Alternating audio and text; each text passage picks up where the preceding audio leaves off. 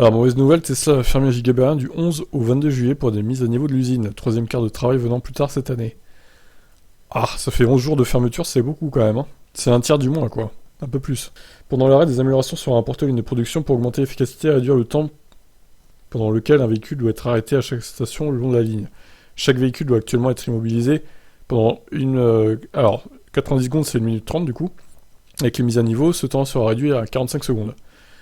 Les mises à niveau donnant un coup de fouet au chiffre de production de l'usine, qui a récemment franchi les 1000 voitures en une seule semaine, 1014. Une rumeur qui est apparue récemment dans les médias et que Tesla ajoutera un troisième quart de travail après la mise en ligne de ces mises à niveau. Giga Berlin fonctionne actuellement avec 2 équipes. La première équipe commence à 6h30 et la deuxième se termine à 22h30 heure locale. Oui, alors après ça dépend s'ils arrivent à recruter ou pas, parce qu'apparemment c'est compliqué de recruter chez Tesla là. Bien que Tesla envisage d'ajouter un troisième quart de travail, cela n'aura lieu que plus tard cette année. Selon nos sources, le troisième quart de travail commencera probablement à l'automne, probablement vers septembre-octobre. Ça augmentera encore la production de Giga Berlin en faisant fonctionner les lignes de production 24h sur 24. Un autre développement récent à Giga Berlin est que Tesla a augmenté les salaires de la plupart de ses travailleurs à l'usine, comme on l'avait signalé pour la première fois la semaine dernière.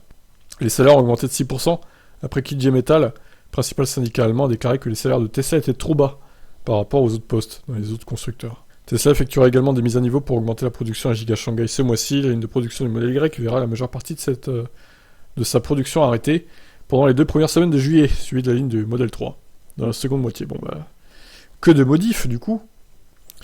Ça va ralentir la production encore, tout ça. Ça va pas aider les délais. Mais bon, c'est pour qu'il soit plus rapide derrière, donc j'imagine que c'est nécessaire. Allez, ciao.